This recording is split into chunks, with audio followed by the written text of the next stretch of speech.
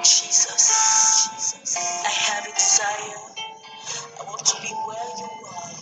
Oh my God, in your presence, in your secret place.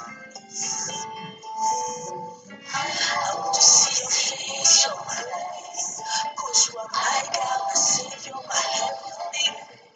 Oh my Jesus, I love you, and I love you.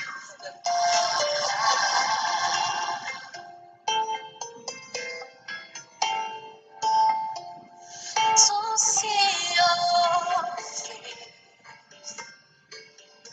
oh, and all of your beauty, to know your grace, oh, and all of your glory. This is my cry, oh, my heart desire, oh, to see you, to know your grace. This is my cry, oh, this is my cry.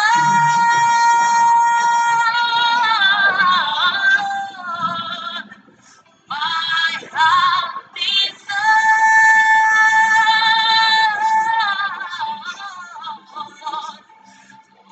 see you, to know your grace. This is my cry.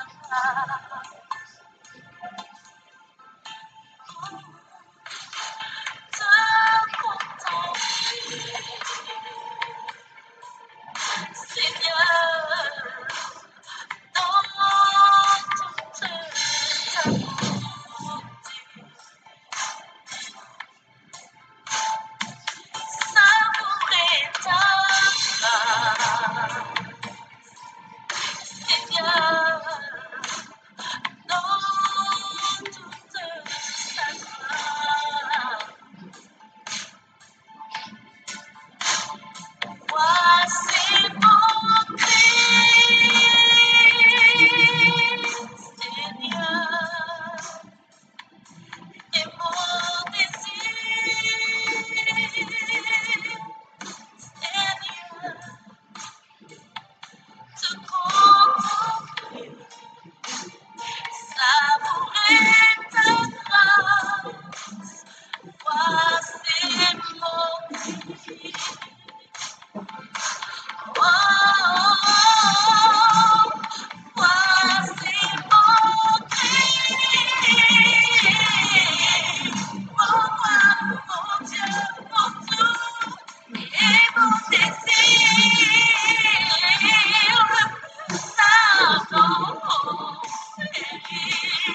te contempler,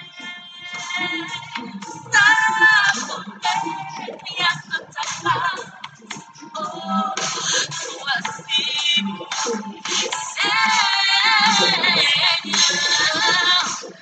te contempler. Oh, dans toute ta beauté. Oh, savourer ta grâce. Oh Jésus, dans toute sa gloire.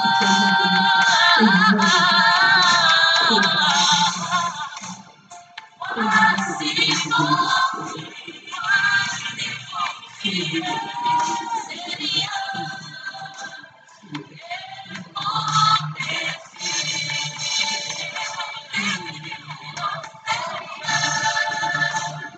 te contemple, savourer ta grâce.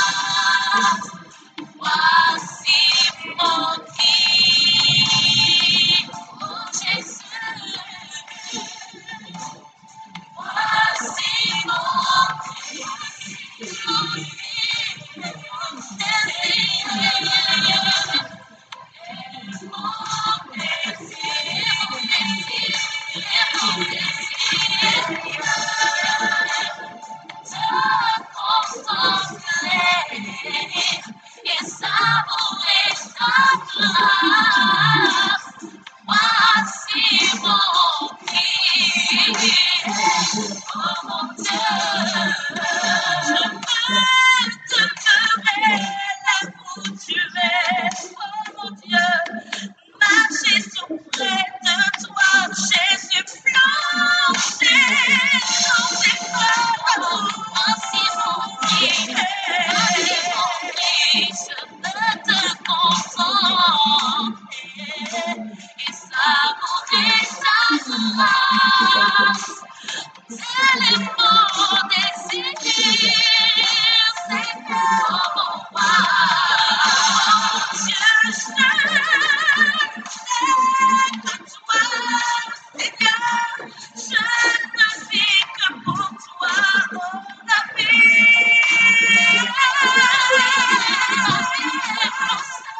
L'espoir, mon troisième vie, mon mon Dieu, mon tout, tu es mon Dieu. Je t'adore, je t'aime toute ma vie. Je te célèbre.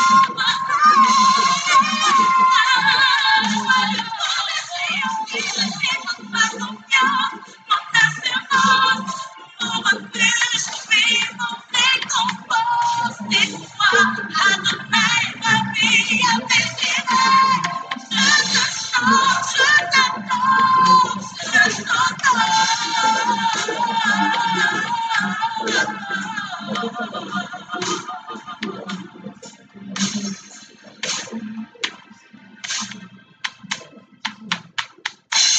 Seigneur, s'il y a une chose, Seigneur, qui déborde en moi, c'est ta présence. Seigneur, je ne veux rien, Seigneur, que ta présence. Que chercher dans ce monde, Seigneur, si ce n'est que ta présence. Seigneur, j'ai tant besoin de toi, Seigneur. Attire-moi à toi, attire-moi à toi. Seigneur, garde-moi toujours plus près, encore plus près, Seigneur, de ton cœur. Oui, ton cœur, Seigneur.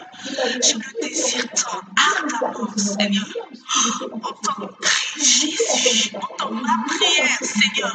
Entends ce soupir, Jésus, qui s'élève vers toi. Seigneur, je ne peux le contenir. Seigneur, je ne peux le faire. Seigneur, entends tout simplement, Seigneur, les mots de mon cœur, Jésus. Je ne veux que toi. Oh,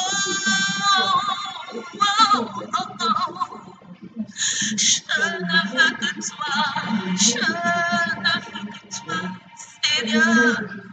Oh, une intimité parfaite, une intimité exceptionnelle. Rien qu'avec toi, Jésus, rien qu'avec toi.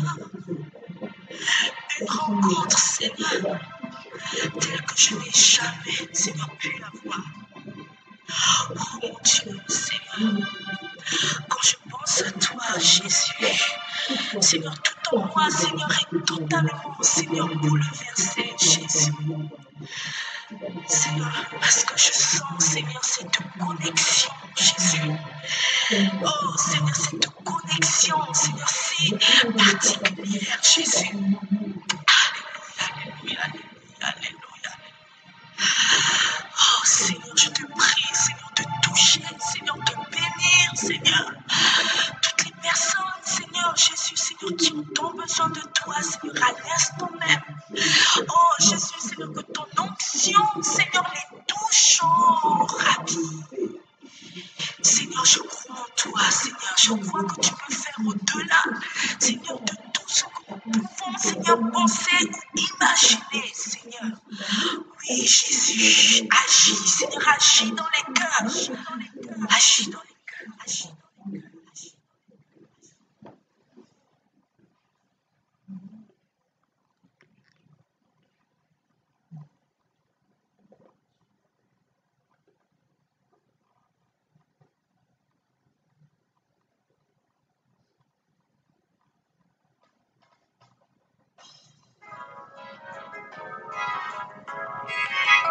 Adonai, le puissant de ma vie,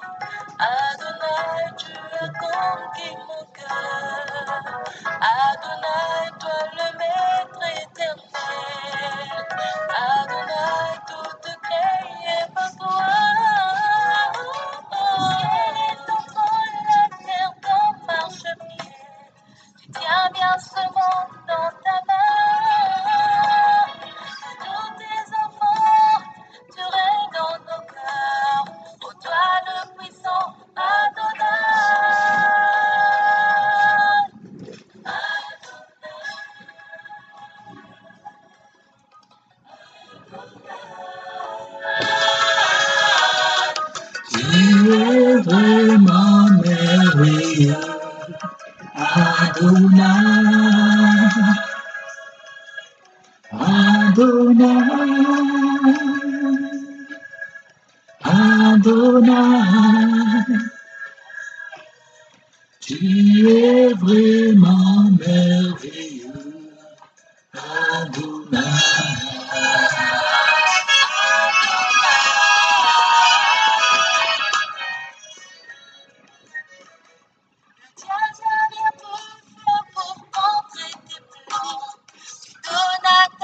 Sur la croix,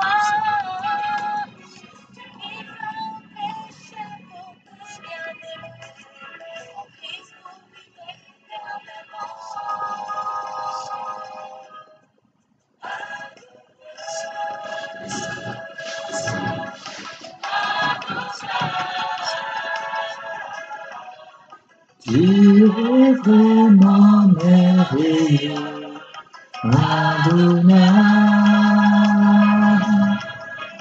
Adonai, Adonai, tu es vraiment merveilleux, Adonai,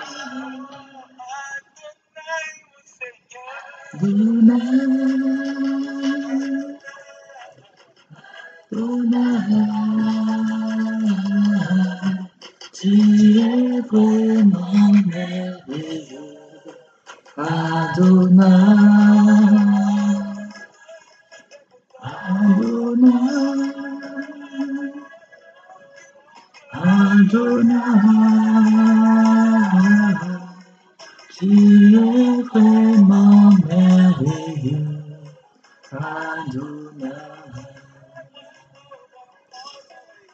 Tu es vraiment merveilleux, Adonai.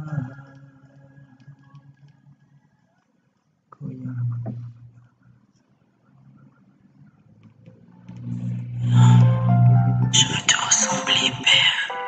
Seigneur, façonne-moi afin que je puisse être la personne que tu veux, afin que je puisse être agréable, afin que je puisse ton amour. Merci Seigneur pour ton amour, Papa. Merci pour ta présence, Seigneur. Merci pour ta fidélité. Merci pour ta parole. Merci Seigneur de disposer nos cœurs ce soir, Père.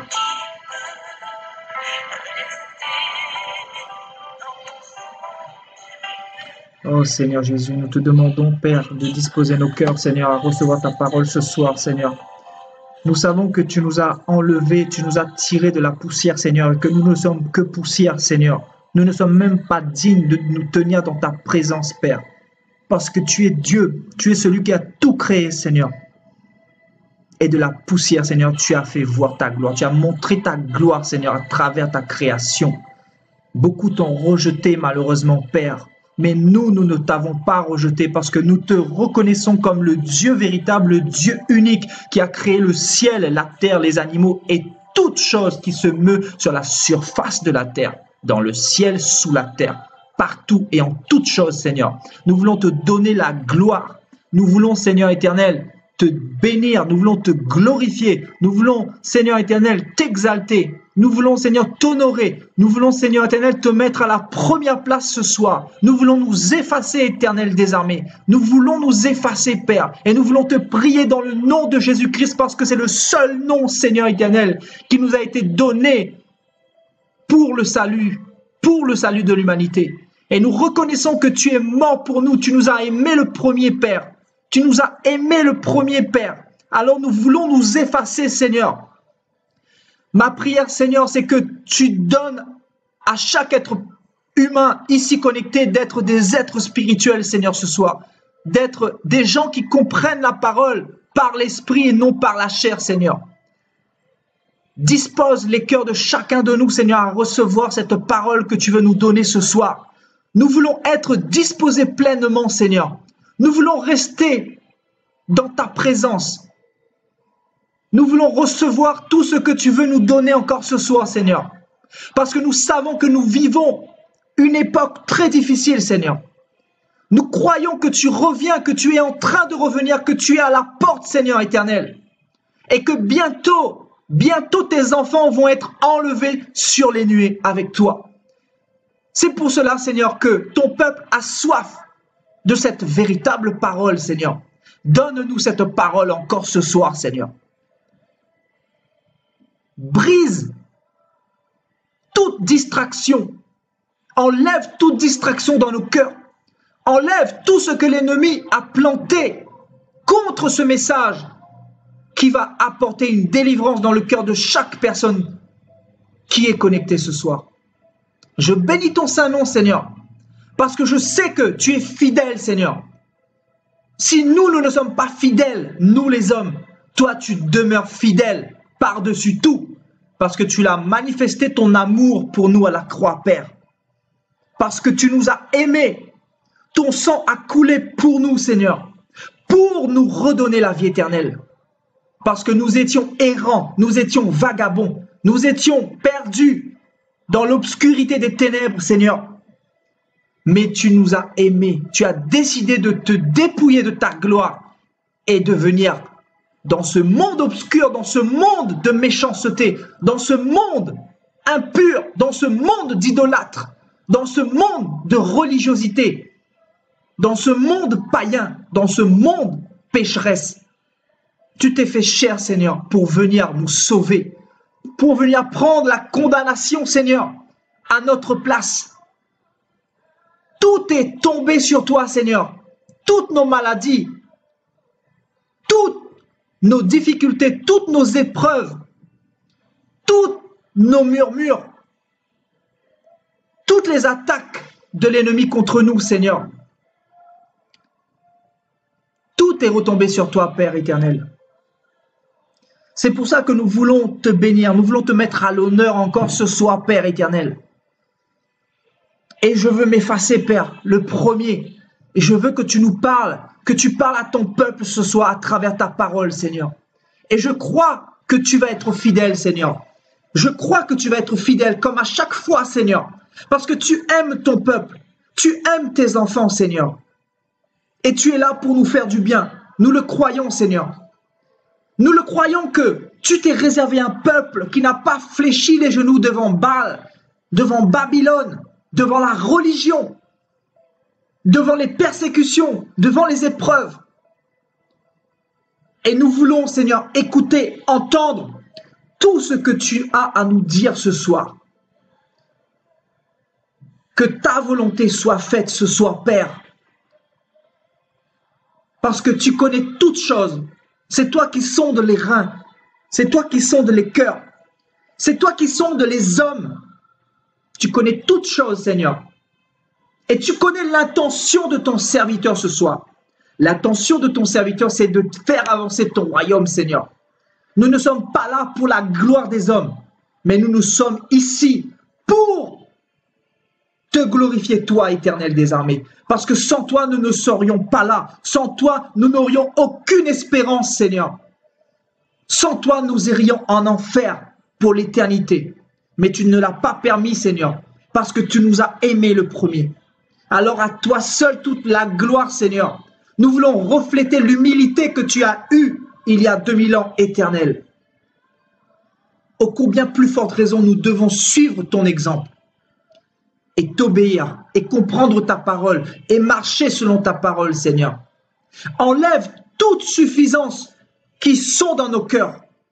Enlève notre endurcissement. Enlève notre état de pécheur, Seigneur. Enlève nos murmures. Enlève notre manque de foi, notre manque d'audace. Enlève, Seigneur éternel, toute distraction qui nous éloigne de toi, Seigneur. Et par cette prédication, Seigneur, par ce message que tu veux nous donner ce soir, nous prions que tu puisses nous rapprocher davantage de toi, Père. Dans le nom de Jésus-Christ de Nazareth. Nous t'avons ainsi prié dans le nom puissant de Jésus-Christ de Nazareth. Le nom le plus glorieux, le nom le plus beau, le nom le plus merveilleux, le nom le plus majestueux, le nom le plus élevé, le nom le plus grand. Amen. Amen. Amen.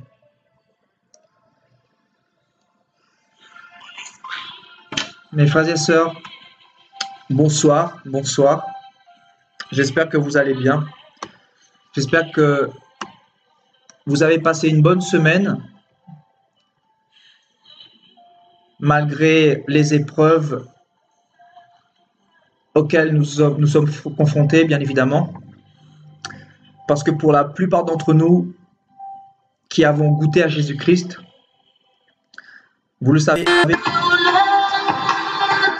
aussi bien que moi que nous sommes environnés de persécutions, d'épreuves, de difficultés dans notre marche chrétienne avec le Seigneur. Et c'est une réalité. La Bible dit que celui qui veut vivre pieusement en Jésus-Christ, il sera persécuté. Et celui qui veut vivre pieusement en Jésus-Christ, c'est celui qui veut mettre la parole de Dieu en pratique. C'est celui qui veut suivre le Maître à 100%, comme il a marché il y a 2000 ans. C'est ce qu'on appelle un véritable disciple de Jésus-Christ. Un véritable chrétien, c'est quelqu'un qui cherche à faire la volonté parfaite de Dieu. Non pas à 50%, mais à 100%, mes frères et sœurs. Donc vraiment, j'espère que vous avez passé une bonne semaine dans la présence de Dieu. Je bénis le Seigneur parce que je sais que après cette exhortation, vous allez être bénis. Voilà, parce que nous allons parler sur les épreuves ce soir. Donc, c'est la deuxième partie. Pour ceux qui ont pu suivre la première partie, vous avez été bénis. C'était samedi dernier. Donc, il y a une semaine, jour pour jour. Et ce soir, nous allons entamer la deuxième partie, mes frères et sœurs. Parce que ça m'a paru primordial de poursuivre cette seconde partie. Parce que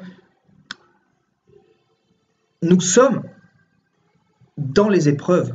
Un chrétien est perpétuellement dans les épreuves. Et pourquoi nous sommes, nous, enfants de Dieu, dans les épreuves? Nous avons vu précédemment dans notre exhortation que les épreuves doivent être justement un sujet de gloire. Parce que la puissance du Seigneur s'accomplit quand nous sommes faibles. Donc celui qui veut être orgueilleux devant le Seigneur, il ne peut pas recevoir la puissance de Dieu. Parce que la puissance de Dieu s'accomplit parfaitement dans celui qui est rabaissé, dans celui qui est contrit, dans celui qui est humilié, dans celui qui est écrasé, dans celui qui passe par le désert, dans celui qui passe par la souffrance. Nous le savons, frères et sœurs, que Jésus-Christ, lui, a été glorifié parce qu'il est passé par la persécution. Non pas par l'école des hommes, non pas par la théologie, non pas par l'école biblique, mais le Seigneur est passé par l'école du Seigneur. Et l'école du Seigneur n'est pas une école d'hommes, c'est une école dans les coulisses, dans l'intimité. Parce que le Seigneur est le potier par excellence. Et nous sommes l'argile. Le Seigneur nous donne la forme qu'il veut. Quand nous donnons notre vie au Seigneur, et c'est ainsi que beaucoup de choses commencent à changer en nous, nous commençons à être transformés, à être renouvelés, et c'est ce que le Seigneur veut pour nous. Le Seigneur veut que nous arrivions à la stature parfaite de Jésus-Christ, à la stature parfaite de Jésus-Christ. Je répète, la stature parfaite de Jésus-Christ. Parce que Jésus-Christ est parfait. Jésus-Christ est saint, Jésus-Christ est juste et Dieu est venu dans ce monde pour nous réconcilier avec Dieu et pour justement nous emmener dans la perfection, pour nous préparer à la gloire à venir. Parce que la Bible dit qu'aucun pécheur n'héritera du royaume des cieux. Parce que le ciel ne peut pas contenir le péché. C'est un endroit glorieux. C'est un endroit où la présence des ténèbres ne peut pas demeurer. C'est pour ça qu'un pécheur ne pourra pas rentrer dans le royaume des cieux, parce que automatiquement il sera vomi. Il sera vomi par le royaume des cieux, parce que c'est un endroit où il y a la sainteté de Dieu. C'est pour cela que le Seigneur nous prépare petit à petit par la persécution pour nous briser, afin que nous nous humilions, afin que nous changions de comportement, afin que nous acceptions notre croix, parce que la Bible dit qu'il y a un poids de gloire éternelle qui nous attend, mes frères et sœurs. Donc, ce que nous disons est prophétique, bien évidemment, mais surtout très spirituelles. Ce sont des choses qui vont s'accomplir dans la suite des temps, frères et sœurs. Souvenez-vous que les prophètes avant Jésus-Christ ont prophétisé sa venue, que ce soit Ésaïe, que ce soit Jérémie, que ce soit Ézéchiel, que ce soit Joël, que ce soit Abdias, et encore beaucoup de prophètes. Ils ont prophétisé la venue de Jésus-Christ. Et Jésus-Christ est bel et bien venu. Les prophéties se sont accomplies, mes frères et sœurs. Aujourd'hui, la Bible nous prophétise aussi la fin des temps. Et nous y sommes. La Bible nous prophétise l'apostasie. Et nous y sommes. La Bible nous prophétise le royaume des cieux. Un royaume où il n'y aura plus ni douleur, ni tristesse, ni mort, ni peine, ni chagrin, ni loyer à payer, ni haine, etc. Donc, frères et sœurs, ces choses sont sur le point d'arriver. Et avant de commencer cette exhortation, mes frères et sœurs, je tiens à vous dire que récemment encore, j'étais en prière et le Seigneur m'a mis la pensée de l'enlèvement de l'Église. Le Seigneur me parle sur l'enlèvement de l'Église. L'enlèvement de l'Église est en train de se passer, mes frères et sœurs. Je vous assure, l'enlèvement de l'Église est en train de se passer, est en train de se produire. C'est sous nos yeux, frères et sœurs, c'est sous notre nez. Ça va arriver d'un instant à l'autre. Et le Seigneur me dit qu'il y a beaucoup de personnes qui dorment. Il y a beaucoup de personnes qui sont endormies et qui ne sont pas prêtes. Beaucoup de personnes qui ne veulent pas accepter leur lot de persécution, leur lot d'épreuves. Et ils veulent de l'évangile facile. Ils veulent la facilité. Ils veulent l'accessibilité. Ce qui est facile, ce qui est rapide. Ils veulent passer par le chemin rapide. Frères et sœurs, et le Seigneur nous dit qu'il est en train de revenir et que ce message, justement, tend à nous,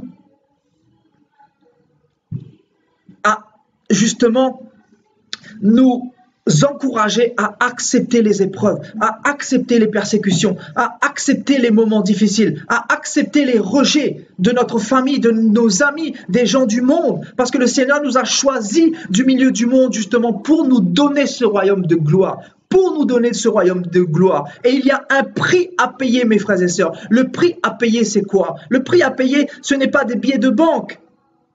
Les faux prophètes vous ont menti. Le prix à payer, ce n'est pas la dîme. Les faux prophètes vous ont menti. Le prix à payer, ce n'est pas les offrandes matin, midi et soir. Les faux prophètes vous ont menti. Le Seigneur à lui-même, il possède tout l'or du monde. S'il voulait faire avancer son Église, concrètement, il ferait pleuvoir une pluie de billets de banque pour les enfants de Dieu, pour faire avancer le royaume des cieux. Mais le Seigneur, justement, veut nous utiliser pour sa gloire. Pour sa gloire, parce que nous aurons des couronnes, nous dit la Bible, au ciel, mes frères et sœurs. C'est pour ça que nous devons être approximatifs avec la parole de Dieu, très approximatifs, comme Jésus-Christ a marché. Nous ne devons rien négliger, frères et sœurs, et encore moins les épreuves, parce que si nous sommes exempts d'épreuves, nous n'aurons pas la gloire de Dieu dans nos vies, dans ce monde et dans le monde à venir. Parce que le Seigneur est en train de nous préparer justement. Et la persécution va être de plus en plus forte. La persécution va être de plus en plus profonde. Donc, il faut nous préparer. Le Seigneur veut que nous supportions l'affliction. Le Seigneur veut nous parler encore des épreuves, des persécutions ce soir, mes frères et sœurs. Amen. Donc, avant de commencer, je veux saluer toutes les personnes qui sont fidèles, toutes les personnes qui sont connectées ce soir. Que Dieu vous bénisse, que Dieu vous fasse du bien ce soir. Père, nous remettons cette exhortation entre tes mains. Guide-nous par ta parole et que ton nom soit glorifié maintenant et à jamais dans le nom de Jésus-Christ de Nazareth. Amen. Frères et sœurs, nous allons partir dans le livre de l'Apocalypse pour commencer.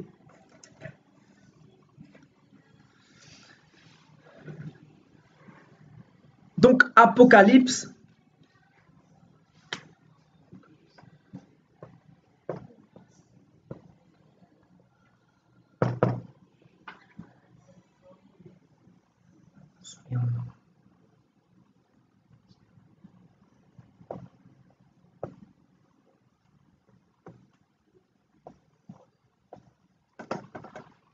Et nous sommes dans l'église de Smyrne. Donc, je vous laisse chercher, mes frères et sœurs. Et ensuite, nous allons pouvoir commencer.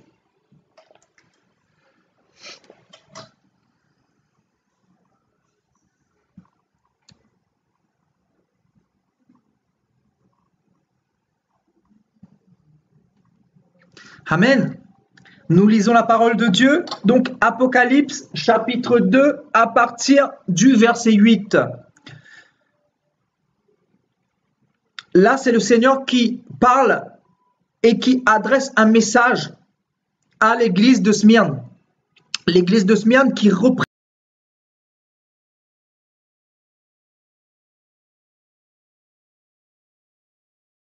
les sentinelles de Dieu de l'an 2000, de la fin des temps.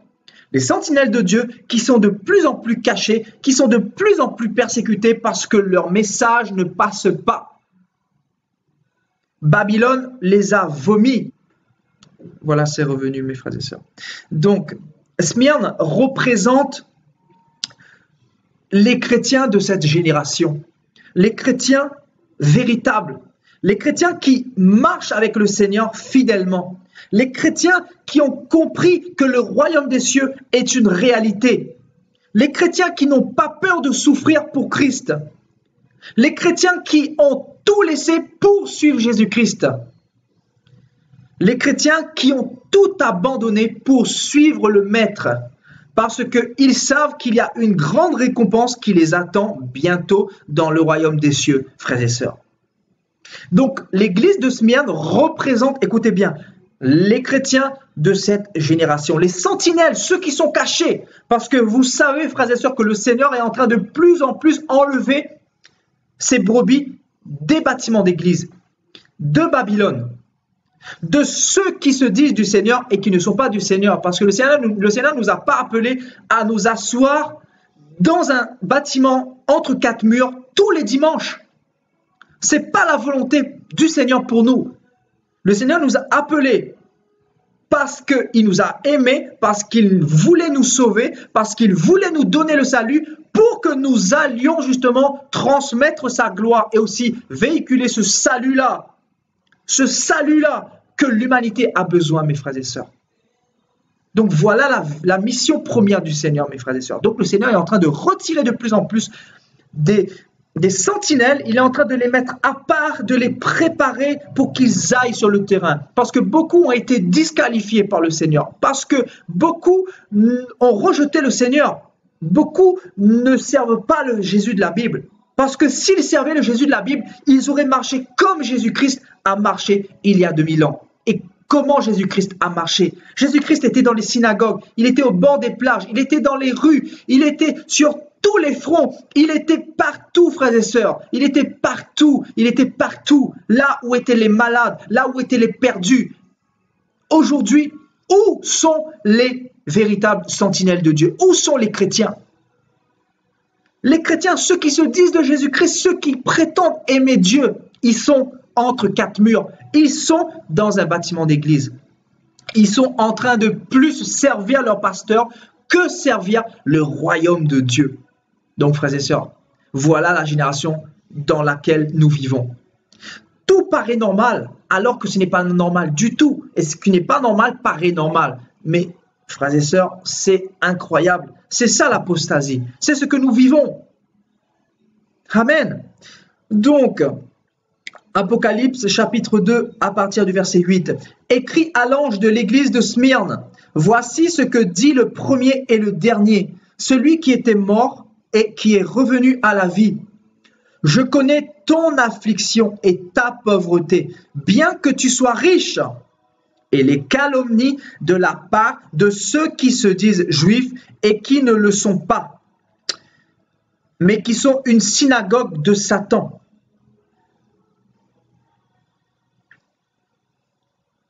Ne crains pas de ce que tu vas souffrir. Voici, le diable jettera quelques-uns d'entre vous en prison, afin que vous soyez éprouvés, et vous aurez une tribulation de 10 jours.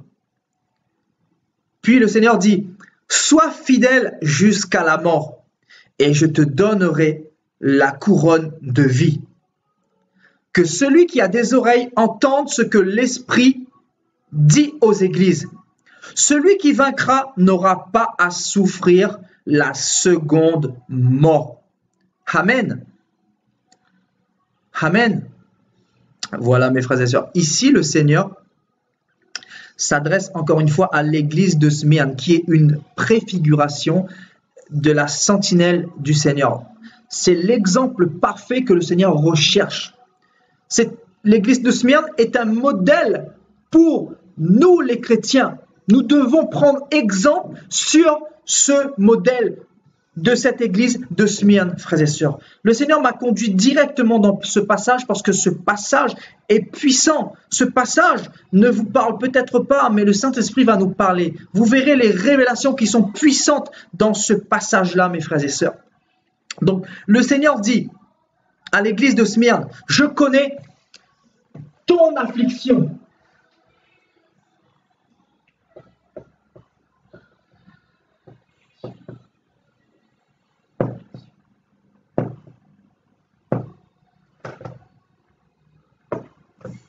Je connais ton affliction et ta pauvreté.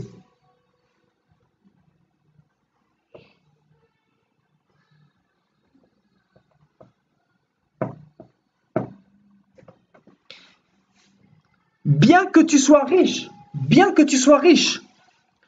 et les calomnies de la part de ceux qui se disent juifs et qui ne le sont pas, mais qui sont une synagogue de Satan.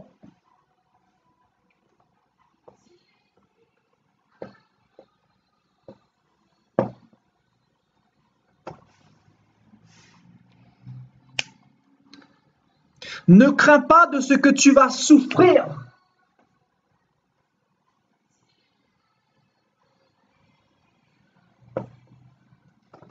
Ne crains pas de ce que tu vas souffrir.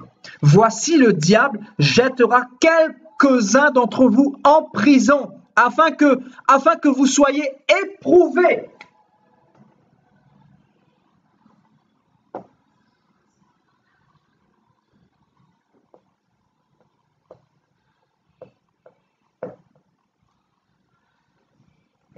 Afin que vous soyez éprouvés et vous aurez une tribulation de 10 jours. Sois fidèle jusqu'à la mort et je te donnerai la couronne de vie.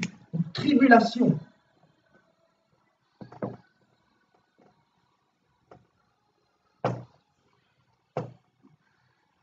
Donc le Seigneur adresse ce message à l'église de Smyrne pour l'encourager dans sa sainteté, dans sa sanctification, dans sa marche chrétienne difficile, parce que cette église avait sûrement besoin d'encouragement de la part du Seigneur, parce que frères et sœurs, sans le Seigneur, sans l'Esprit de Dieu, nous ne pouvons pas avoir une vie chrétienne victorieuse. Il est impossible. Si quelqu'un n'a pas l'Esprit de Dieu, si quelqu'un n'a pas une intimité avec le Seigneur, si quelqu'un n'a pas une vie de prière avec le Seigneur, si quelqu'un n'a pas une vie de méditation de la parole avec le Seigneur, il ne peut pas tenir. Il ne peut pas tenir.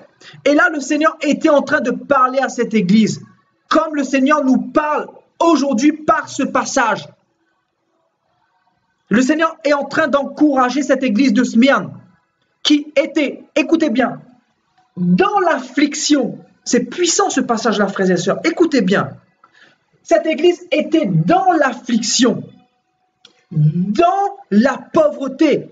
Donc c'était une église qui était authentique, qui était reconnue par le Seigneur. C'était une église, littéralement, qui partait à l'enlèvement, qui partirait si le Seigneur revenait demain. C'est une église qui possède les caractéristiques, mes frères et sœurs, pour le royaume des cieux. Les caractéristiques. Et écoutez bien maintenant, le Seigneur montre un certain nombre de caractéristiques pour rentrer dans le royaume des cieux. Écoutez bien, le Seigneur dit que cette église était dans l'affliction, que cette église était pauvre, que cette église était calomniée. C'est puissant. Et les calomnies de la part de ceux qui se disent juifs, de ceux qui se disent chrétiens et qui ne le sont pas. Parce que les vrais enfants de Dieu sont persécutés à cause de la vérité. Allez dire à un catholique que l'idolâtrie mène en enfer, que adorer Marie et c'est adorer un démon. Ils vont vous persécuter, forcément. Allez dire dans les églises soi-disant de réveil que l'évangile de prospérité est démoniaque et ça vient de Babylone, ça vient de Satan, ça vient de Lucifer en personne. Allez dire ça à un enfant de Dieu qui se dit de Dieu dans les églises de réveil, dans les églises baptistes, dans les églises protestantistes. Allez dire ça à un chrétien dans ces soi-disant églises de réveil. Vous allez vous faire persécuter parce qu'ils ne sont pas dans la persécution, eux. Ils ne sont pas dans les épreuves et ils veulent vous persécuter parce qu'ils pensent être dans la vérité et ils ne sont pas dans la vérité parce qu'ils veulent l'évangile accessible et facile. Ils sont exempts de persécution, de pauvreté, de calomnie, de souffrance. Parce qu'on prêche quoi là-dedans, frères et sœurs? On prêche le contraire. Écoutez bien, le contraire de la pauvreté. Donnez et vous serez bénis. Donne ta dîme et tu seras riche. On te dit que si tu donnes le Seigneur, tu vas recevoir au centuple. Si tu donnes 100 €, tu vas recevoir 1000 €. Si tu donnes 1000 €, tu vas recevoir 10 000 €. Que le Seigneur n'est pas le Dieu des pauvres, mais le Seigneur est le Dieu des riches. On vous ment, mes frères et sœurs, pour vous emmener en enfer, pour vous dépouiller. Et beaucoup se font dépouiller, beaucoup se font ensorceler, parce que c'est de la sorcellerie moderne. C'est de la sorcellerie du 21e siècle, mes frères et sœurs. C'est de la sorcellerie déguisée par le langage, par la rhétorique, par l'art du parler. C'est de la sorcellerie, frères et sœurs, mais complètement manifeste. Mais beaucoup qui n'ont pas le discernement, qui ne lisent pas la parole de Dieu, ils sont complètement envoûtés par le diable. Ils sont envoûtés par Lucifer. Donc voilà ce qu'on vous prêche dans les églises. Donnez et vous serez bénis. L'argent, l'argent, l'argent, l'argent, l'argent. Alors que le Seigneur est en train d'approuver justement cette église de Smyrne qui était pauvre. Financièrement, cette église était pauvre. Mais pour le Seigneur,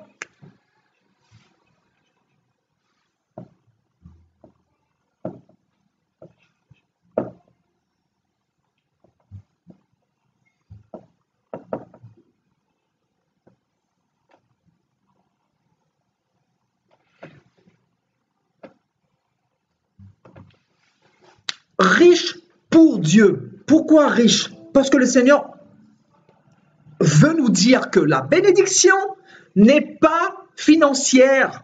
Parce que sinon, le Seigneur n'aurait pas dit « Tenez bon jusqu'à la mort, sois fidèle jusqu'à la mort et je te donnerai la couronne de vie. » Donc la bénédiction, ce n'est pas le matériel. La bénédiction, ce n'est pas les voitures. La bénédiction, ce n'est pas les choses de ce monde. Mais la bénédiction, c'est le royaume des cieux. La bénédiction, c'est le royaume des cieux, mes frères et sœurs. On nous a menti dans les églises. On nous a rattachés aux choses de la terre, aux choses de Lucifer. Parce que Lucifer est le Dieu de ce siècle, mes frères et sœurs.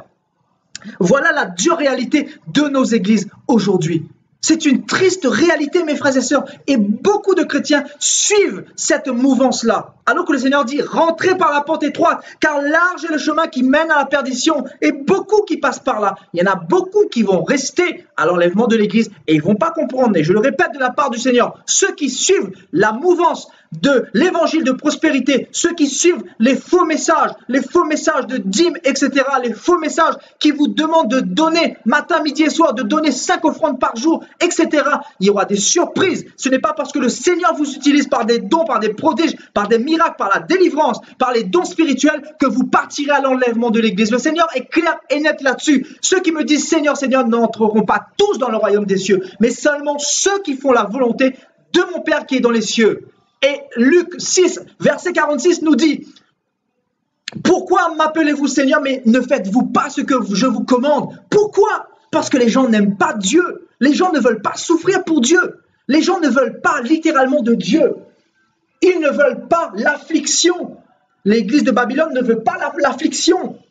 Alors que le Seigneur dit, je connais ton affliction. Je connais que tu souffres pour moi. Je sais que tu souffres pour moi. Et je vois ta pauvreté financière. Je vois ta pauvreté financière. Mais pour moi, tu es riche. Pour moi, tu es riche. Donc, pourquoi on vous prêche matin, midi et soir? Donnez, vous serez bénis. Pourquoi on vous prêche votre voyage aux États-Unis, votre miracle, votre million, votre belle voiture, votre belle femme ou quoi que ce soit vont arriver? Pourquoi on vous prêche d'autres messages qui vous polluent, qui vous empêchent d'avancer spirituellement? Mais pourquoi? Parce qu'on ne vous aime pas, mes frères et sœurs. On est en train de vous égorger à petit feu. Et beaucoup, quand ils meurent, ils pensaient qu'ils allaient au ciel. Beaucoup qui sont morts actuellement, qui ont suivi cette mouvance. Mais là, ils sont actuellement dans le séjour des morts, à l'attente du jugement. Et il n'y a aucune rémission possible, aucun détour possible, aucune possibilité de se repentir, parce qu'on ne se moque pas de Dieu. Le Seigneur disait dans sa parole, dans Matthieu 11, que cette génération sera jugée plus sévèrement que Capernaum, que Sodome et Gomorrhe.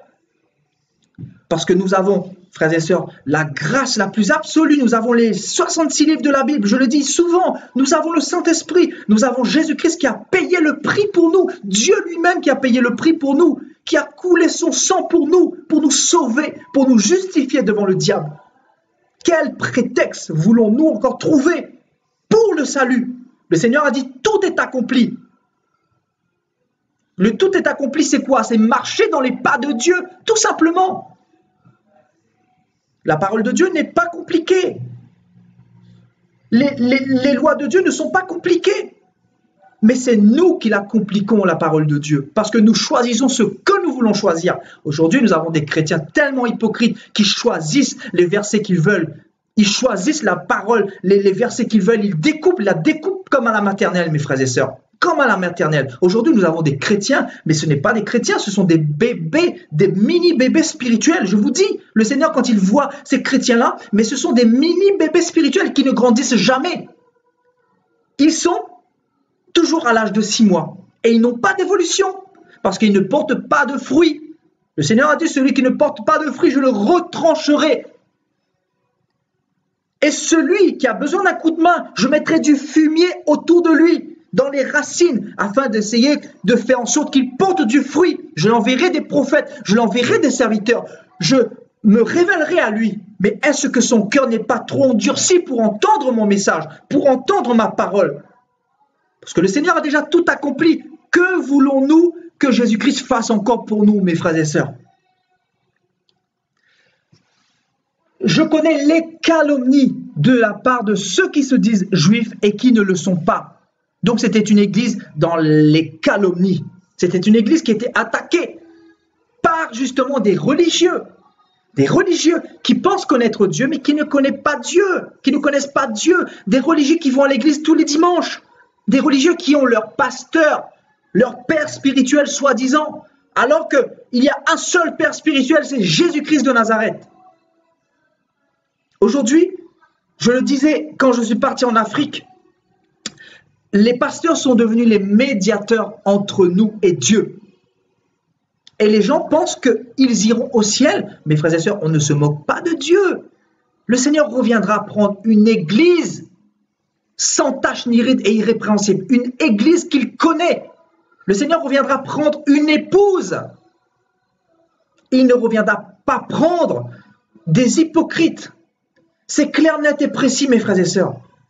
Donc cette église était calomniée par des religieux. Cette église était dans les souffrances. Le Seigneur dit, ne crains pas de ce que tu vas souffrir. Le Seigneur prophétise la souffrance de cette église de Smyrne. Donc toujours souffrance. Vous êtes interpellés, n'est-ce pas, frères et sœurs? Regardez, affliction, calomnie, souffrance. Donc le Seigneur revient régulièrement. C'est pour attirer notre attention. Mais qu'est-ce que nous faisons de ce passage-là? Qu'est-ce que nous faisons? Nous choisissons ce que nous voulons choisir.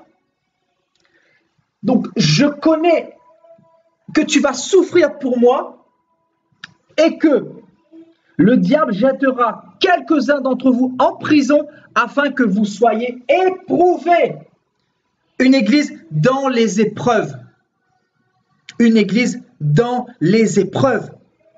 Dans les profondeurs des épreuves. Et je ne vous parle pas des épreuves que vous traversez, mais c'est quadruplé, c'est multiplié par 10, par 20, par 100, parce qu'il y a persécution et persécution, mes frères et sœurs. Il y a des gens qui délaissent leur vie, qui ne renient pas Jésus-Christ au risque et péril de leur vie terrestre, bien évidemment, parce qu'ils ne peuvent pas mourir.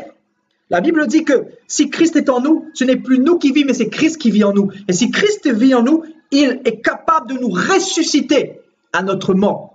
Parce que la chair partira, mais celui qui est en toi, il partira également, mais avec Dieu ou avec le diable.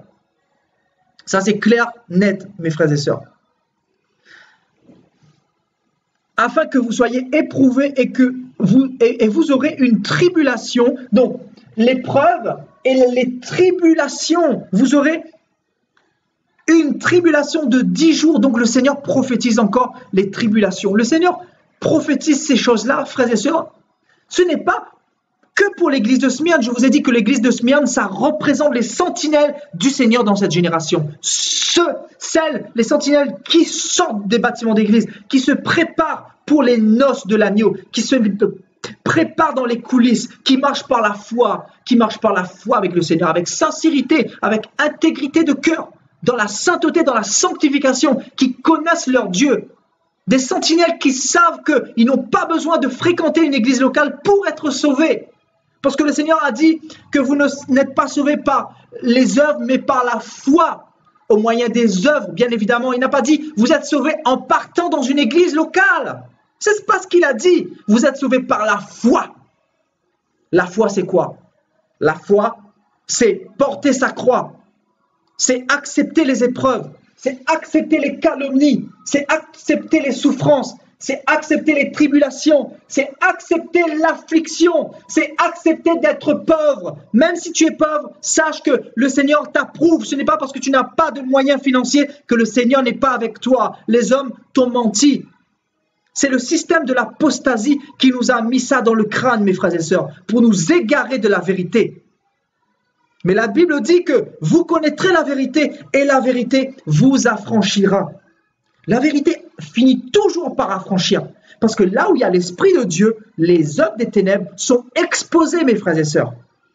Donc ce passage nous montre clairement que l'église qui sera enlevée, c'est une église dans les persécutions, dans les épreuves, dans les calomnies, etc.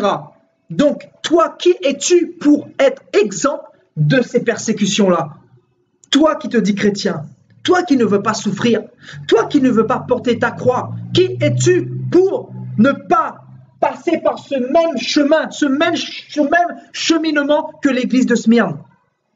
L'église de Smyrne, je répète, que le Seigneur approuve, qui est enlevée par l'église de Dieu, qui est enlevée par le Seigneur. Parce que cette église possède les caractéristiques que le Seigneur désire. Parce que le Seigneur lui-même a été éprouvé. Le Seigneur lui-même a souffert pour tes péchés. Le Seigneur lui-même a été éprouvé. Il a été dans des tribulations. Il a été dans l'affliction. Il a porté sa croix. Il a porté tes péchés. Il a porté chaque fois le fait que tu te masturbes. Il a porté le fait que à chaque fois tu mens, tu voles, tu manques de sagesse. Tu manques de pardon dans ton cœur. Le Seigneur a porté tout ça en lui à la croix. Il pensait à toi. Et c'était lourd, cette croix était lourde, mais le Seigneur l'a portée. Donc toi, qui es-tu pour ne pas porter cette croix? Le Seigneur, quand il disait, celui qui ne porte pas sa croix n'est pas digne de moi, de mon royaume. Le Seigneur parlait de quoi selon vous? Il parlait de cette croix-là, mes frères et sœurs. C'est ça la croix. C'est ça la croix, mes frères et sœurs. C'est ça porter sa croix. Et ce n'est pas facile. Ce n'est pas facile de porter sa croix tous les jours, parce que souvent on a envie d'abandonner. Mais abandonner pour aller où? Pour aller où? Les disciples disaient au Seigneur, à qui irions-nous, Seigneur? Tu as les paroles de la vie éternelle. À qui irions-nous? Au monde. Le monde ne peut pas nous offrir cette paix parce qu'on est sorti du monde justement. Le monde ne peut pas nous donner cette satisfaction. Le monde ne peut pas nous donner la vie éternelle. Le monde, par contre, il peut nous donner l'argent éphémère, les billets de banque éphémères qui vont être brûlés dans le feu de la géhenne. Le monde peut nous donner quoi? Les choses passagères. Le monde peut nous donner des choses pour nous caresser dans le sens du poil. Des choses agréables, parce que l'être humain aime entendre les choses agréables. Nous aimons entendre les choses agréables, mes frères et sœurs. Ne nous mentons pas à nous-mêmes.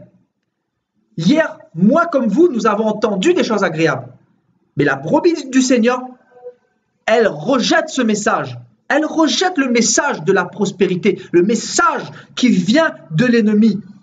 Parce que je le disais la semaine dernière, il va peut-être boire ce breuvage, mais ce breuvage ne va pas rentrer dans son estomac. Il va le recracher parce que le Saint-Esprit ne peut pas prendre des choses impures.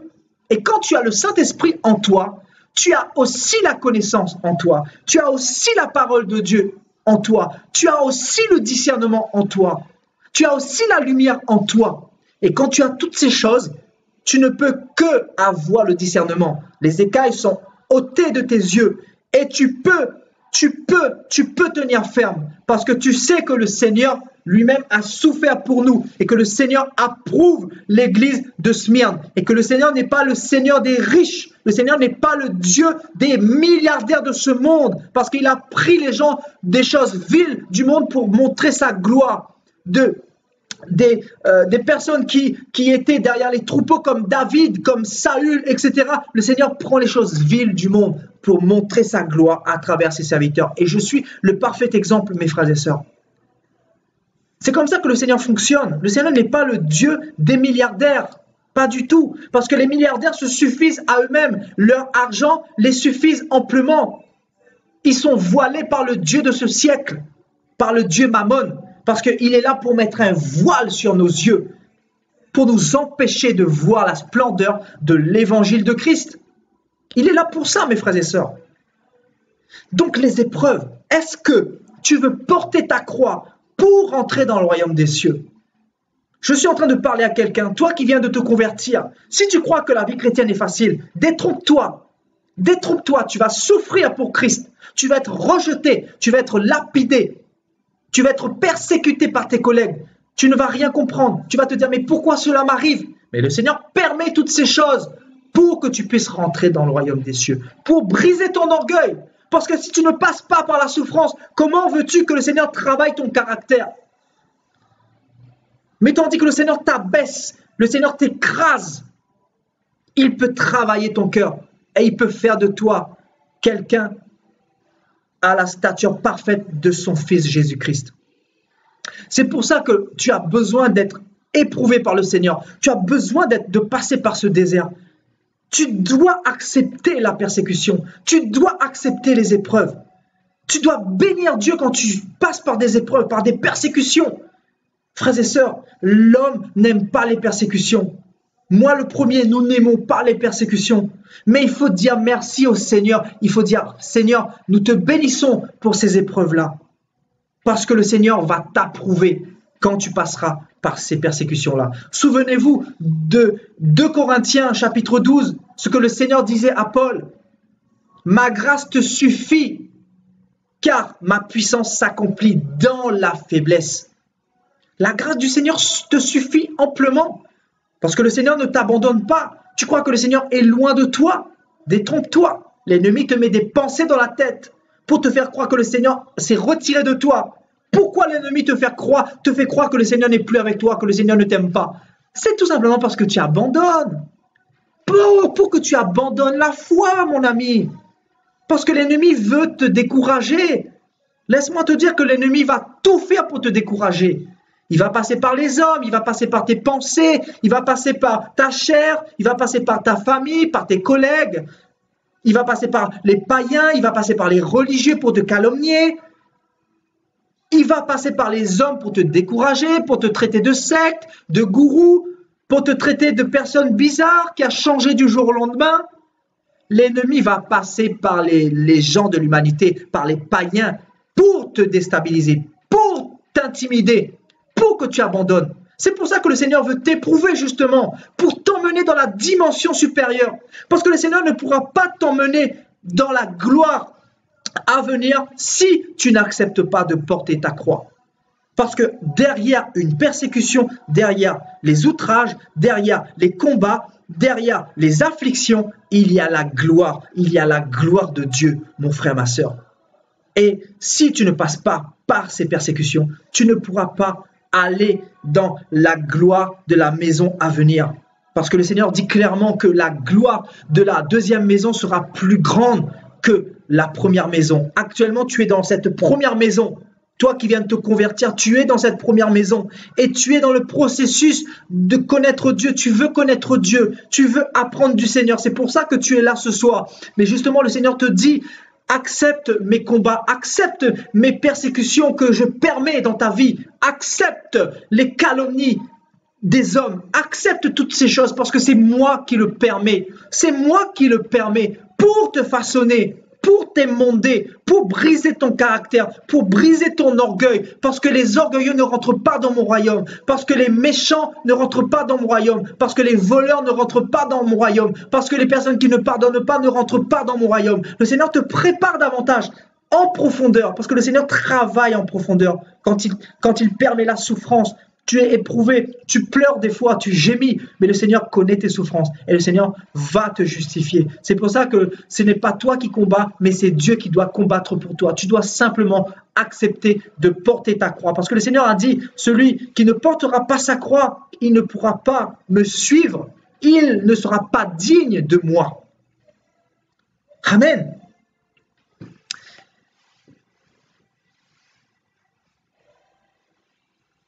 Et donc le diable jettera quelques-uns d'entre vous en prison afin que vous soyez éprouvés et vous aurez une tribulation de 10 jours. Et le Seigneur dit, sois fidèle. Le problème, c'est la fidélité, mes frères et sœurs, la fidélité.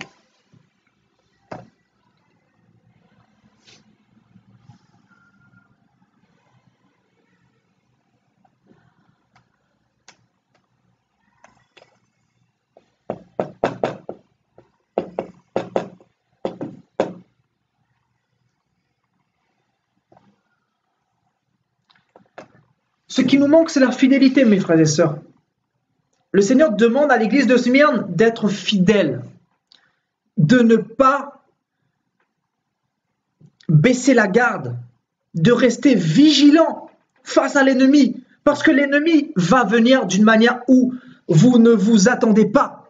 Souvent, l'ennemi vient quand tu ne t'y attends pas. Souvent, tu vas au travail, et boum, à 14h, il survient une grande persécution. Ta collègue se met subitement dans un état complètement contraire à la bienfaisance et elle va te persécuter, elle va te dire des choses blessantes et tu vas être vraiment très triste et la colère peut commencer à monter dans ton cœur. Mais si tu es vigilant, si le matin quand tu pars au travail, tu sais que celui qui sert Jésus-Christ, il sera persécuté. Tu pourras justement faire face à cette situation. Dans ton cœur, tu diras à cette personne que Dieu te bénisse. Tu es béni. Tu vas plutôt sourire à cette personne. Tu vas dire, je te pardonne parce que tu ne sais pas ce que tu fais. Tu ne sais pas ce que tu fais. Parce que nous n'avons pas à combattre contre le sang et la chair, contre notre voisin, contre notre famille, contre nos collègues, contre notre femme, contre les hommes de ce monde, mais contre les principautés, les princes de ténèbres qui sont dans les lieux célestes et qui sont là justement pour pousser les hommes à nous persécuter, pour que nous découragions, mes frères et sœurs. Et le Seigneur nous demande ici la fidélité, mes frères et sœurs. La fidélité. Beaucoup de chrétiens ne sont plus fidèles au Seigneur. Ils ont peut-être bien commencé, mais ils ont baissé la garde. Parce que justement, c'était trop dur. C'était trop dur. Et c'est le cas de beaucoup d'églises aujourd'hui. Beaucoup d'églises. Le Seigneur dit à l'église de Philadelphie, dans Apocalypse chapitre 3, au verset 7, nous allons le lire, mes frères et sœurs. Donc, Apocalypse chapitre 3, au verset 7. Je lis la parole de Dieu. Écrit à l'ange de l'église de Philadelphie. Voici ce que dit le saint, le véritable, celui qui a les clés de David, celui qui ouvre et personne ne fermera, celui qui ferme et personne n'ouvrira. Je connais tes œuvres. Voici, parce que tu as eu peu de puissance, parce que tu as peu de puissance, et que tu as gardé ma parole, donc parce que tu as peu de puissance et que tu as gardé ma parole et que tu n'as pas renié mon nom, j'ai mis devant toi une porte ouverte que personne ne peut fermer. Voici, je te donne quelques-uns de ceux de la synagogue de Satan, qui se disent juifs, qui se disent chrétiens, mais qui ne le sont pas. Qui ne le sont pas. Mais qui mentent. Voici, je les ferai venir se prosterner à tes pieds et reconnaître que je t'ai aimé, parce que tu as gardé la parole de la persévérance en moi. Je te garderai aussi à l'heure de la tentation qui va venir sur le monde pour éprouver les habitants de la terre. Je viens bientôt, retiens ce que tu as, afin que personne ne prenne ta couronne. Frères et sœurs, ici, le Seigneur encourage également l'église de Philadelphie, qui est également enlevée par le Seigneur. C'est une église qui possède les caractéristiques d'une véritable église de Dieu. C'est une église qui garde la parole de Dieu. C'est une église qui est dans la persévérance, nous dit le verset 10, parce que tu as gardé la parole de la persévérance, parce que quand tu gardes la parole de Dieu, ça doit produire en toi la persévérance, parce que si tu n'as pas la persévérance, tu ne peux pas être fidèle. Est-ce que quelqu'un me suit? Si tu ne gardes pas la parole de Dieu, tu ne peux pas avoir la persévérance et encore moins être fidèle. Et c'est la fidélité qui va te donner le succès. Mais pour être fidèle, tu dois lire la parole de Dieu, parce qu'en lisant la parole de Dieu, tu dois aussi la garder, parce que quand tu vas la garder dans ton cœur, tu vas être persévérant face aux épreuves, face à la tentation. Face à la tentation. Le Seigneur veut que nous soyons fidèles. Et jusqu'à la mort, nous dit Apocalypse chapitre 2, au verset 10. Donc, les persécutions peuvent aller jusqu'à la mort, mes frères et sœurs. Le Seigneur peut permettre que nous passions par la mort. Il peut le permettre. Et beaucoup de chrétiens sont morts dans le monde entier pour Jésus-Christ, parce qu'ils suivent le chemin de la lumière, et Satan va passer par tous les moyens pour nous atteindre afin que nous abandonnions notre foi. Il va passer par tous les moyens, et il peut même jusqu'à pousser le chrétien jusqu'à la mort. Et nous avons le parfait exemple de Jésus-Christ. Nous avons le parfait exemple de Jean, qui a eu la tête coupée. Nous avons eu le parfait exemple de Étienne, le premier martyr de la foi. Nous avons beaucoup d'exemples, mes frères et sœurs. C'est pour ça que le Seigneur veut dire à quelqu'un ce soir, si tu souffres, accepte. C'est normal de souffrir pour moi. Si tu veux suivre le véritable Jésus-Christ de la Bible, tu dois accepter de souffrir. De souffrir. Amen. Et le Seigneur dit, puisque tu as gardé la parole de la persévérance en moi, je te garderai aussi à l'heure de la tentation qui va venir sur le monde pour éprouver les habitants de la terre. Le Seigneur dit, je viens bientôt, retiens ce que tu as. Retiens cette exhortation ce soir. Retiens tout ce que le Seigneur te donne. Continuellement, quand tu lis la parole, retiens ta sainteté, retiens ta sanctification, retiens ton obéissance, retiens la grâce que Dieu t'a faite. Parce que hier, tu étais dans la boue, hier, tu étais dans les ténèbres, hier, tu étais dans la masturbation, dans l'adultère, dans la fornication, dans le vol, dans la haine, dans le manque de pardon. Et si tu mourais comme ça, c'est en enfer que tu partais éternellement. C'est pour ça que le Seigneur te dit, persévère. Si tu gardes la parole de ma persévérance, parce que le Seigneur t'éprouve. Ne crois pas que ces églises-là n'étaient pas éprouvées. Au contraire, la Bible nous montre que ces églises-là étaient éprouvées. Ces églises-là étaient beaucoup éprouvées. Donc, nous devons suivre l'exemple des apôtres, de Jésus-Christ. Paul disait, soyez mes imitateurs, soyez nos imitateurs, nous les véritables disciples qui avons eu la garde, la charge d'écrire les évangiles par le Saint-Esprit de Dieu. Prenez notre exemple, Est-ce que notre exemple est basé sur la Bible ou sur les hommes de Dieu de ce monde? Nous devons nous examiner, nous dit la Bible, pour savoir si nous sommes dans la vérité, mes frères et sœurs. Donc, la fidélité, sans la fidélité, il est impossible de rentrer dans le royaume des cieux. Parce que Satan va venir toujours tenter le chrétien, toujours matin, midi et soir. Et quand il va fuir, il va revenir un autre jour, un moment opportun. Parce que Satan ne signale pas quand il vient, il ne prend pas rendez-vous. Il ne dit pas « je vais venir après-demain », mais il vient quand on ne s'y attend pas, mes frères et sœurs. Amen. Amen. Nous allons continuer, mes frères et sœurs.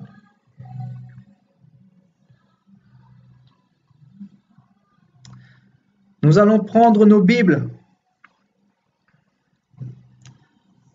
dans Acte 14, verset 22.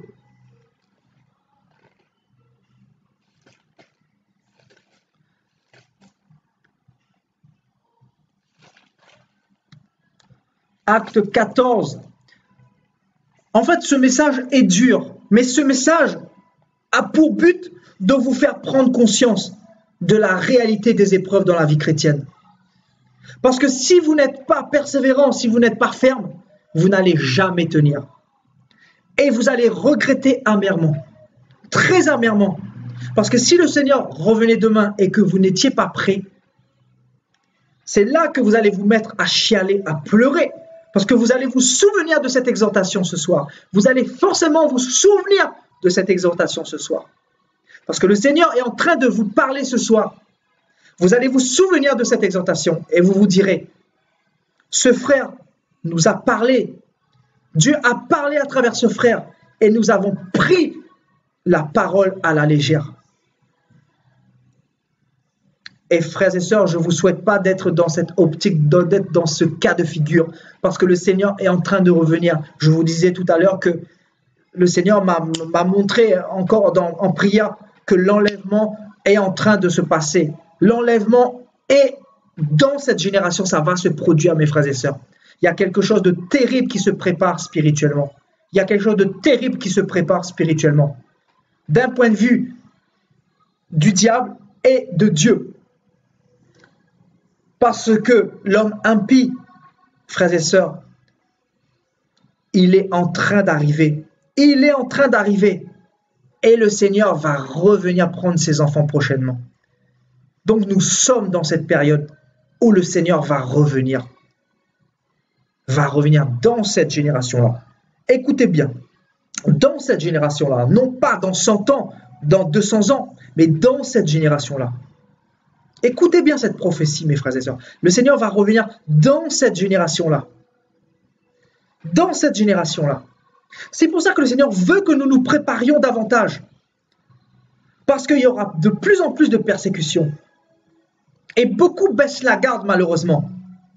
Parce qu'il y a tellement de faux serviteurs, beaucoup de faux prophètes qui se sont levés, qui vous ont séduit, qui vous ont prêché des messages diaboliques. Des messages complètement erronés, des messages complètement sataniques.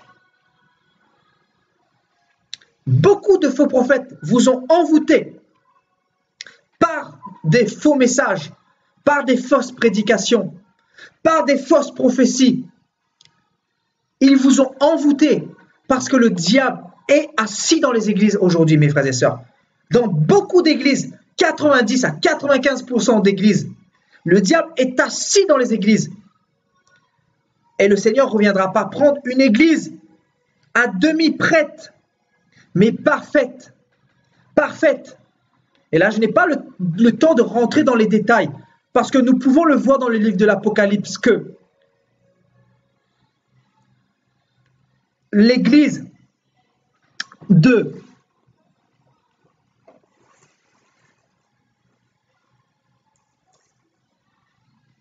l'église d'Éphèse avait beaucoup de caractéristiques qui plaisaient au Seigneur.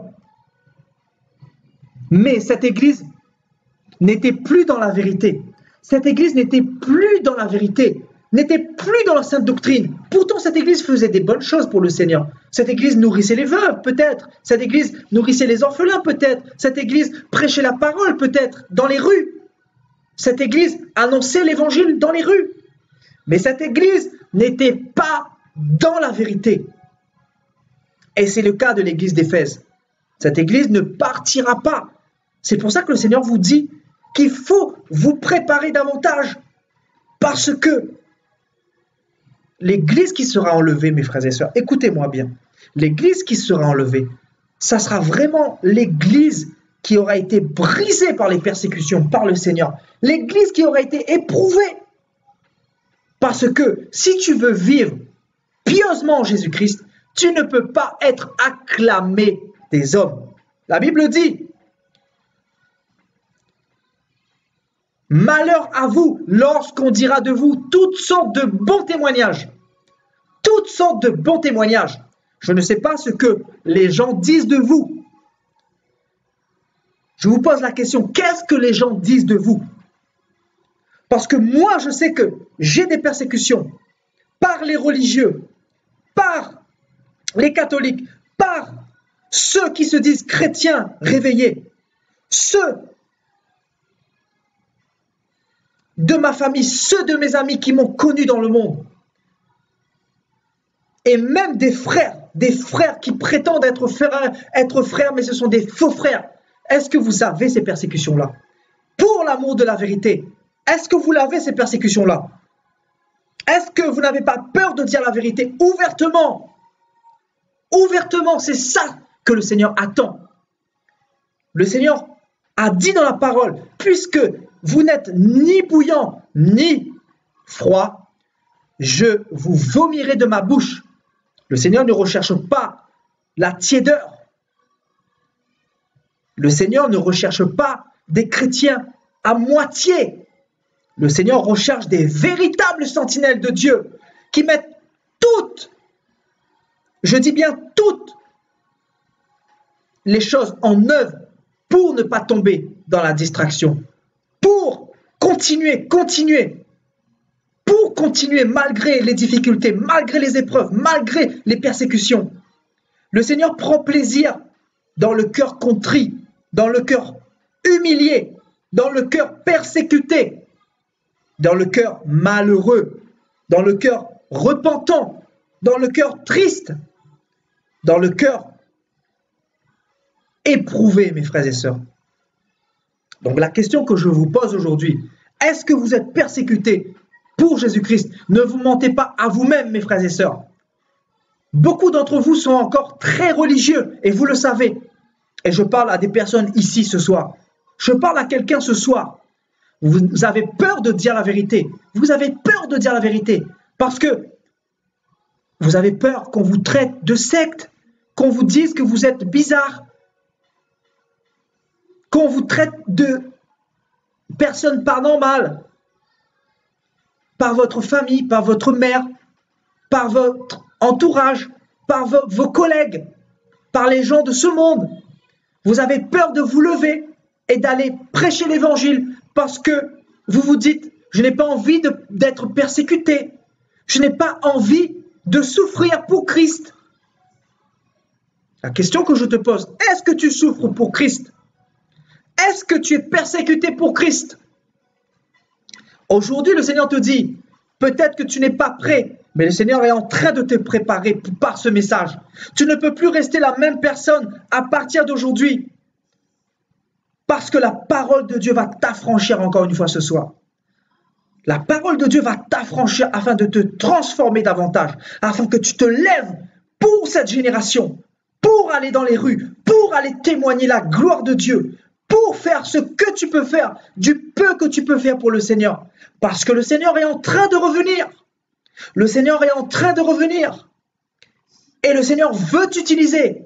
Le Seigneur veut que tu arrêtes de perdre ton temps et de te dire que tu es capable d'attendre demain pour faire les choses. Le Seigneur veut que tu fasses les choses aujourd'hui.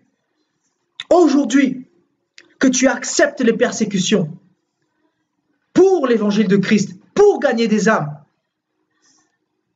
Est-ce que tu es prêt pour le Seigneur?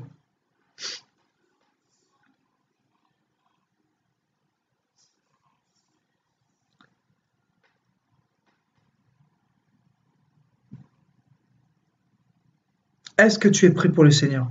Pour aller plus loin avec le Seigneur? Parce que si tu n'es pas prêt, le Seigneur ne pourra pas t'emmener plus loin. C'est ce que moi je vis avec Dieu. Plus j'avance, plus le Seigneur m'emmène plus loin dans sa gloire.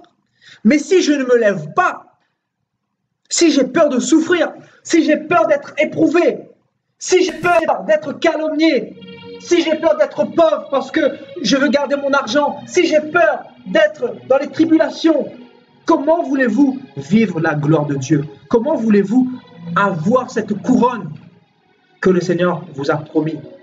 Pour ceux qui ont travaillé, qui auront travaillé d'arrache-pied pour le Seigneur, qui auront fait des choses sur cette terre pour le Seigneur. Parce que vous aurez des récompenses au ciel, la Bible dit. Qu'est-ce que vous attendez, mes frères et sœurs? Qu'est-ce que vous attendez? Est-ce que c'est sur votre cœur de vous lever? Si c'est le cas, alléluia. Si ce n'est pas sur votre cœur de vous lever pour le Seigneur, c'est que vous avez un grave problème. Parce que moi, avant de me lever, j'avais ça dans le cœur qui était en train de mûrir. Parce que c'est le Saint-Esprit qui produit cette envie-là. Mais pour connaître le Saint-Esprit, pour passer du temps avec le Saint-Esprit, vous devez connaître la parole. Vous devez connaître Dieu, le cœur de Dieu.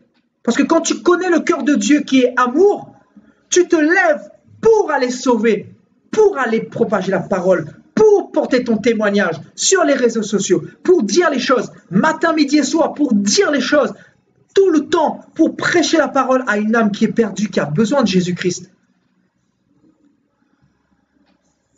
Ce n'est pas toi qui vas convertir, mais c'est Jésus-Christ qui va convertir. Parce que tu vas semer dans le cœur de la personne. Écoute bien ce que je te dis aujourd'hui. Ce n'est pas toi qui convertis les gens. Parce que tu vas avoir beaucoup de persécutions. Sur 100 personnes que tu vas prêcher l'évangile, écoute-moi bien, il y a peut-être 5 qui vont t'écouter et il y a peut-être 3 qui vont se repentir et accepter le royaume des cieux. Mais tu as gagné 3 personnes. Tu as gagné 3 personnes. Le Seigneur dit quoi?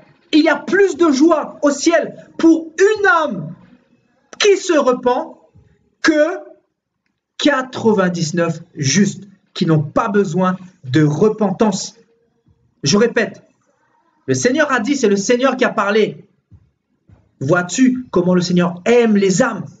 Il y a dans le ciel une grande joie pour une seule âme qui se repent, qui abandonne le péché, qui accepte Jésus-Christ, qui accepte le salut, qui accepte la vie éternelle, que 99 justes qui n'ont pas besoin de repentance. Donc, sache que le jour où tu t'es converti véritablement, il y a eu une grande joie au ciel. Les anges se sont réjouis, mon frère, ma soeur, pour ton salut. Les anges font la fête au ciel pour toi et tu ne le sais pas. Ils font la fête au ciel pour toi. Mais la question que je te pose, quand les anges vont-ils refaire la fête pour le salut de ta maman, le salut de ta famille, le salut de ceux qui sont dans les ténèbres, le salut de ceux qui sont dans ton entourage, des païens? Quand les anges vont-ils à nouveau avoir cet honneur de faire la fête pour ces gens-là? C'est la question que je te pose. Parce que c'est le fardeau que le Seigneur a mis sur tes épaules.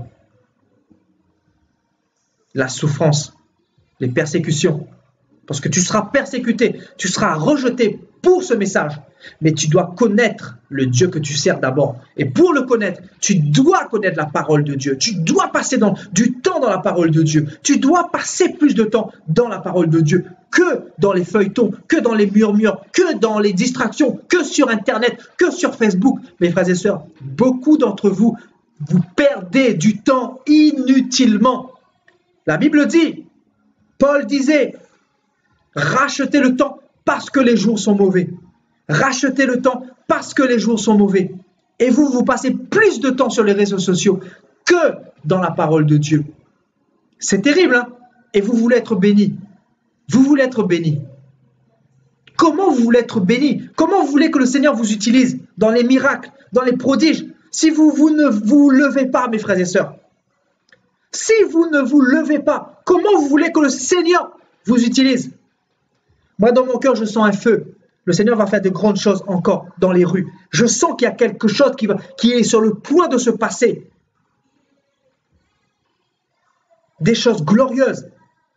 Des choses glorieuses. Parce que je ressens l'amour de Dieu, le feu de Dieu. Je ressens que le Dieu de la Bible veut manifester sa puissance.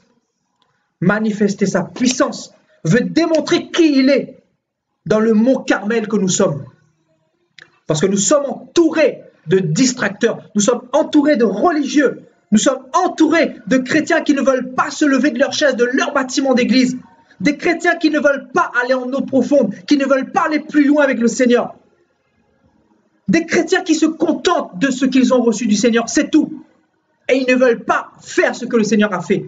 Alors que le Seigneur nous a dit, je vous ai donné le pouvoir de marcher sur tous les démons, sur tous les scorpions, sur toute la puissance de l'ennemi, de faire des miracles, de faire des prodiges. Mais qu'est-ce que vous faites de cela? Qu'est-ce que vous faites, mes frères et sœurs?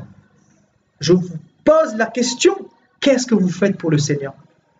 Qu'est-ce que vous faites pour le Seigneur? Le Seigneur me dit ce soir que vous vous autosuffisez. Vous êtes dans l'autosuffisance. Si vous êtes dans l'autosuffisance, vous n'irez pas plus loin avec le Seigneur. Vous allez stagner. Et vous n'irez pas de gloire en gloire et de victoire en victoire. Est-ce que c'est ce que vous voulez, mes frères et sœurs? Est-ce que c'est ce que vous voulez? Si c'est ce que vous voulez, tant mieux pour vous. Et tant pis également, parce que vous ne savez pas ce qui vous attend. Vous ne savez pas ce qui vous attend, mes frères et sœurs. Le Seigneur est celui qui nous surprend. Il nous surprend. Il nous surprend. Et il a besoin de personnes qui ont l'audace de se lever en solitaire. En solitaire. Bientôt, je vous promets une exhortation sur le désert. Le désert, c'est quoi le désert en Christ? Par la grâce de Dieu, nous ferons cette exhortation demain soir. Parce que c'est la 3e étape pour finaliser les épreuves, les persécutions, les tribulations, etc. Donc, si vous ne passez pas par le désert du Seigneur, vous ne pourrez pas être revêtu de la puissance d'en haut. Et le désert, c'est quoi? C'est la souffrance. Le désert, c'est les persécutions. Le désert, c'est porter ta croix. Porter ta croix. Le désert, c'est l'audace. C'est avoir l'audace. Est-ce que tu as l'audace pour le Seigneur? Est-ce que tu veux aller plus loin avec le Seigneur? C'est la question que je te pose aujourd'hui. Amen.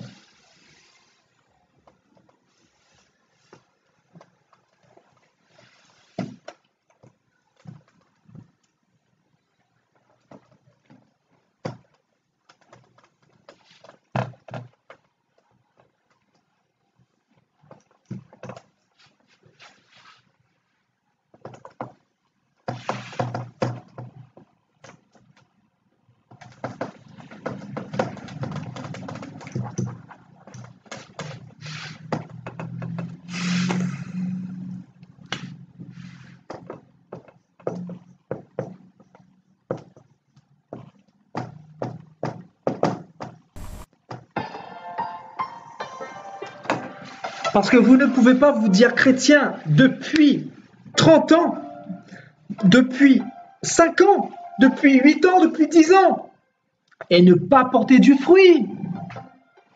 Frères et sœurs, il y a un problème. Il y a un problème. C'est inadmissible. Le Seigneur ne vous approuve pas. Moi, je vous dis la vérité. Le Seigneur ne peut pas vous approuver si vous ne portez pas du fruit.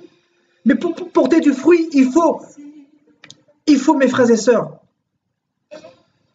passer du temps avec le Seigneur. Donner tout son temps au Seigneur. Voilà le secret. Vous voulez le secret de la vie chrétienne, la réussite chrétienne? Je ne suis pas mieux que vous, mes frères et sœurs.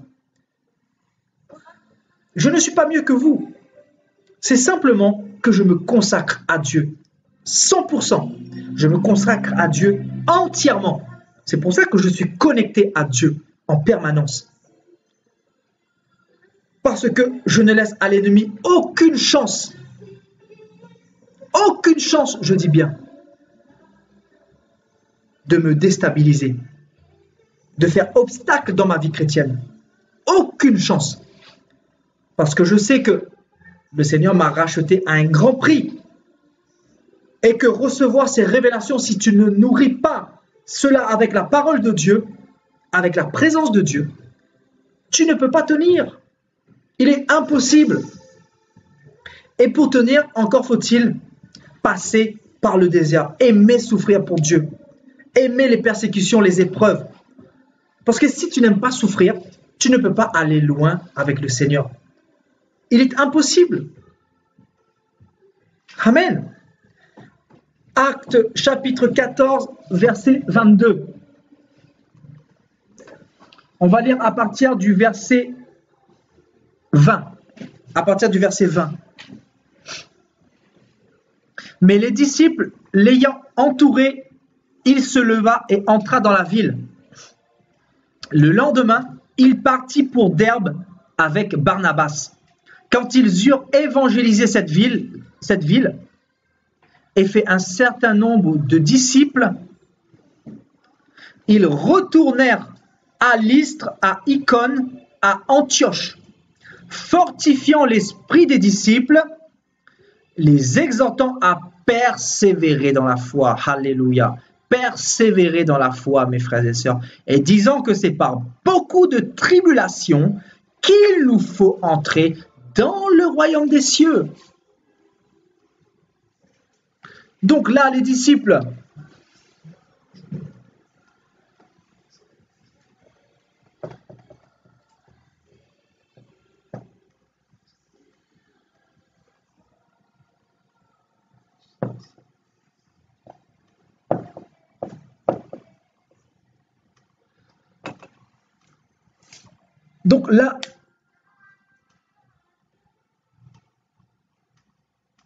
les disciples étaient en train de fortifier justement, les apôtres étaient en train de fortifier les disciples par ce genre de message que nous partageons ce soir, afin que les disciples persévèrent dans la foi. La persévérance revient, mes frères et sœurs. Persévérance.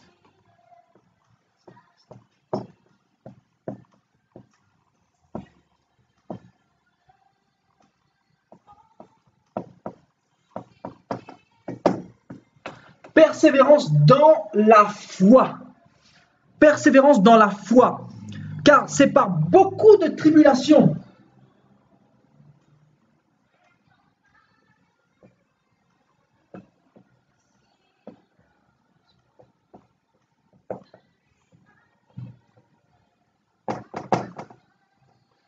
Donc j'écris en gros pour les personnes qui ont des problèmes de vue au cas où. Donc la Bible dit que c'est par beaucoup de tribulations. Ce n'est pas par un petit peu de tribulations qu'il nous faut entrer dans le royaume des cieux. Mais c'est par beaucoup de tribulations, beaucoup d'épreuves. Sache que le jour où tu as accepté le Seigneur dans ta vie comme Seigneur et Sauveur, tu as ouvert la porte aux persécutions. Tu as ouvert la porte aux tribulations. Tu as ouvert la porte aux épreuves, aux calomnies. Tu as ouvert la porte à toutes ces choses-là et tu dois aimer la souffrance. La Bible dit, homme de douleur habitué à la souffrance, en parlant de Jésus-Christ. Jésus-Christ était habitué à la souffrance. Amen. Il était habitué à la souffrance. Mais nous qui suivons Jésus-Christ, est-ce que nous sommes habitués à la souffrance? Est-ce que nous voulons souffrir pour Christ? Frères et sœurs, les mauvaises compagnies corrompent les bonnes mœurs. Je veux dire ça à une personne ce soir. Tu as des mauvaises compagnies dans ton entourage. Tu dois te séparer de la mauvaise compagnie. Parce que c'est en train de te dévier du chemin du Seigneur. Je parle à une personne ce soir. La mauvaise compagnie, tu dois te séparer. Parce que sinon, tu ne peux pas porter du fruit, du bon fruit pour le Seigneur. Donc, les disciples ils exhortaient les disciples, les apôtres exhortaient les disciples, donc les chrétiens, à persévérer dans la foi. Donc, on nous parle encore de persévérance. Sans la persévérance, il n'y a pas de vie chrétienne. Et c'est quoi persévérer dans la foi, mes frères et sœurs? C'est quoi persévérer dans la foi? Romains chapitre 10, verset 17. Romains chapitre 10, verset 17.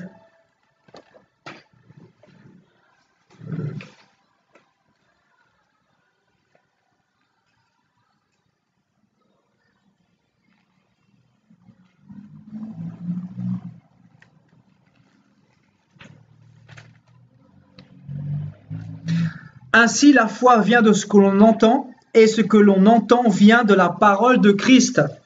Ce que l'on entend vient de la parole de Christ. Il n'a pas été dit de la parole des hommes. Il n'a pas été dit des pasteurs, des bishops. Il n'a pas été dit du pape. Il n'a pas été dit d'une église locale, mais de la parole de Christ. Qu'est-ce que vous faites dans votre vie chrétienne pour avancer avec Dieu? Qu'est-ce que vous faites? Comment vivez-vous votre vie spirituelle pour avoir la persévérance dans la foi? Beaucoup de personnes, il y a des personnes qui m'écrivent et ils me disent c'est dur, c'est dur. Ils sont éprouvés dans la tentation, etc. Mais pour avoir la foi, pour avoir la persévérance dans la foi, vous devez lire la parole de Dieu, parce que c'est la parole de Dieu qui donne la foi. La foi vient de ce que l'on entend, et ce que l'on entend vient de la parole de Dieu. Qu'est-ce que tu fais pour ta vie chrétienne? Parce que si tu ne lis pas assez la parole, c'est que tu ne veux pas souffrir pour Christ. Tu n'aimes pas Dieu. Tu ne veux pas passer un minimum de temps avec le Seigneur. Et tu veux que c'est les gens qui fassent le travail pour toi. Laisse-moi te dire, je l'ai dit encore récemment, si je suis certaine du verbe suivre,